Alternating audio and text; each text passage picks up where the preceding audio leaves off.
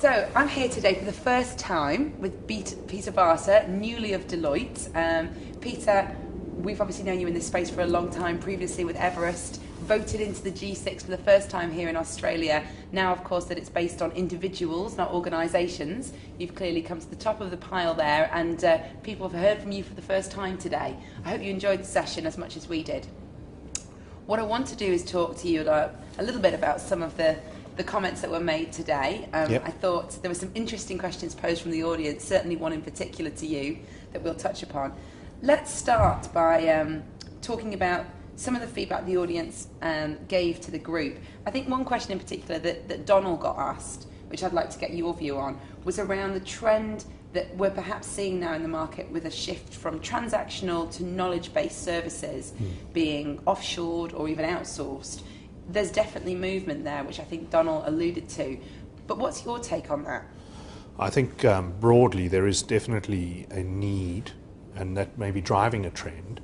I think it becomes really interesting when you start to look at knowledge workers or higher order knowledge process type work as compared to transactional work, because the degree of intimacy between the business and what those people do is quite different to transactional business support functions. So your knowledge workers, your people who use judgment and make decisions as part of their work, have to have a better understanding of the business than, say, a transaction engine. That makes it harder to look at outsourcing as an option. And it plays very strongly to a need for a lifting of competence in the shared service centre. I think there's latent demand for business to be able to rely more on support organisations to take that support work off their hands, and there's a strong desire on the part of centre operations leadership to move up the value stack for their organisation.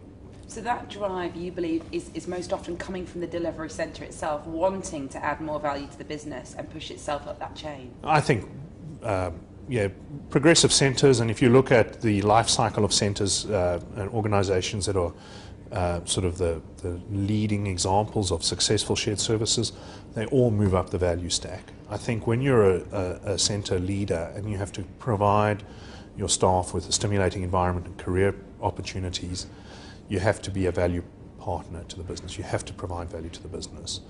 And I think that creates a desire to actually grow capability, not just grow scope. On the business side, I think there's an increased capability these days to separate support from the actual business in some of the decision support and judgment-based work. I think there's enough evidence out there of organizations that are doing it well that business leaders are saying, I need my middle office to be supporting me, but I don't need to have them on site. I don't need the high-cost local presence. How do we actually separate middle office and back office, higher order back office work from the business so we can get really efficient and focused at the business, but I can rely on the delivery center?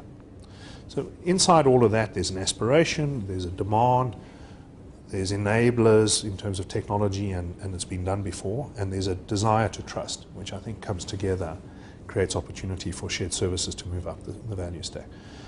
The challenge is that's not about taking the people who are doing the transactional work and rebadging them as knowledge workers. It is about creating new capability, and that's a very interesting journey. So interesting you mentioned there that it isn't around the semantics of this, it's about what actually happens on the ground. Exactly. And are we seeing a shift in terms of what's happening inside delivery centres, specifically in Australia today?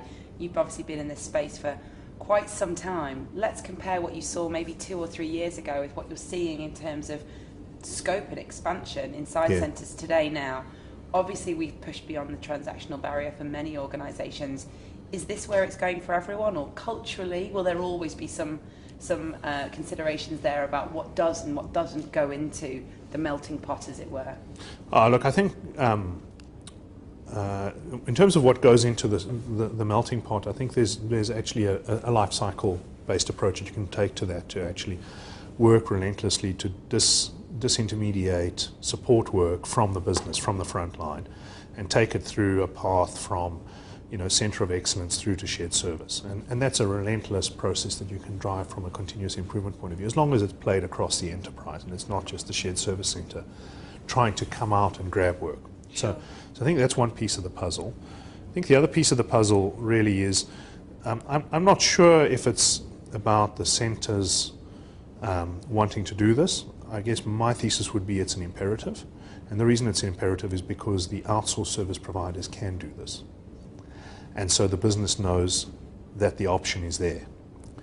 And many organizations are already doing this with their shared services. So the jury's back. It's possible to do it without outsourcing. So the risk for shared service centers is really around, if they don't move down this path, then they will become even further divorced from their business, because the business will go and get the help where it can get it. The outsourcers are there. They can provide the help. Now, for some organizations, outsourcing is clearly off the table, and we're not getting into that debate here, but where there is a demand in the business for that partnering to not have to worry about that middle office activity and have it taken care of by somebody who's accountable and capable, if the shared service center doesn't step up, somebody else will. And what that'll mean is the shared service center will become even lower value in the eyes of their organization. So I would argue it's an imperative. So the question then, I said before that they have to figure out how to stand up the capability. It's not about rebadging or retraining people.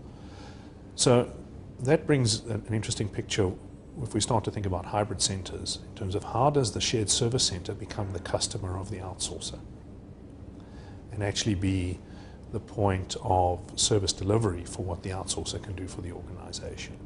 So I see an interesting potential for a different model of collaboration between outsourcers and shared service centers, where they're not fighting for the attention of the same customer, which I think is the old paradigm, but where in fact the shared service center is the customer of the service provider and is actually making the decisions about what work gets done in-house and external, and then is actually integrating the end-to-end service delivery. Dynamic.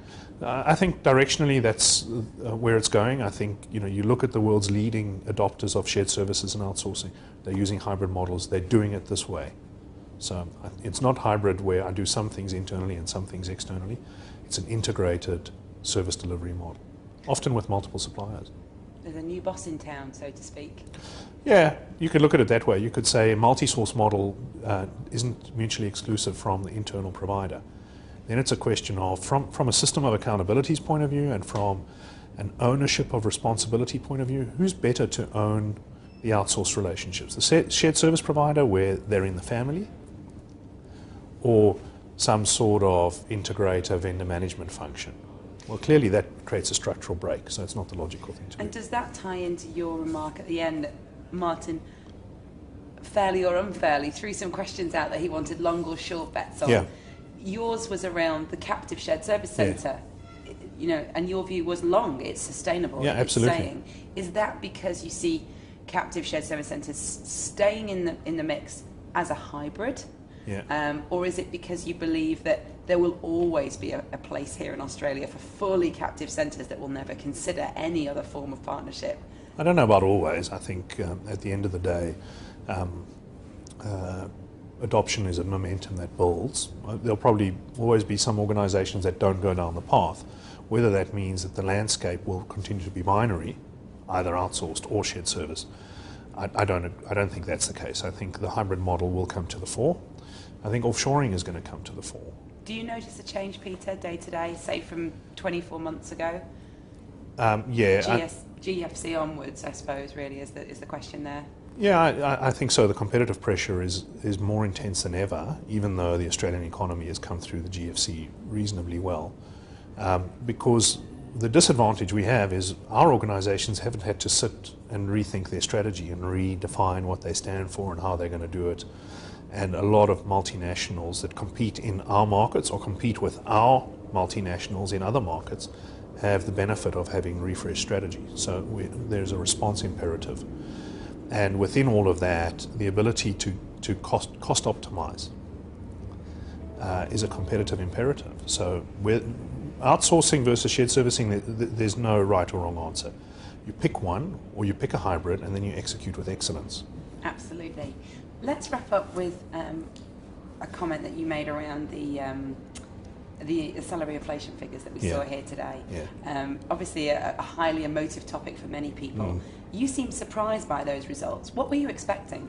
I was expecting to see bigger figures. I think those were a little bit underbaked. In which area? Where? Well, the question was broad-ranging, so it's hard to sort of generalize. I think organizations will give differentiated compensation adjustments based on value that the individual brings to the organization. And I think that will become more and more the norm in the way that people decide how to allocate the salary increment budget. In the bad old days, your underperformers got nothing. It was a signal leave, right? And everybody else you wanted to keep broadly, they got roughly the same.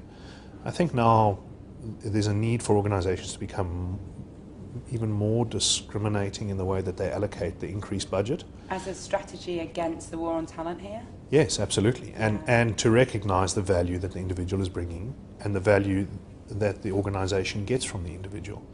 And that means that certain people, not necessarily the highest earners or the leaders, but the people who bring the most value as a quota relative to the other value providers that they work with, the ones that bring the higher value should get a higher increment. Well, there you have it. Let's hope for those that are adding most value that you're right. Well, just keep adding value and we'll see. Time will tell. Thanks so much for joining us here today, Peter. I really appreciate your time on the G6 panel. And of course, we very much hope that you're voted in again next year. And if so, we hope to see you then. It was a pleasure. Thanks very much. Thank you. Thank you.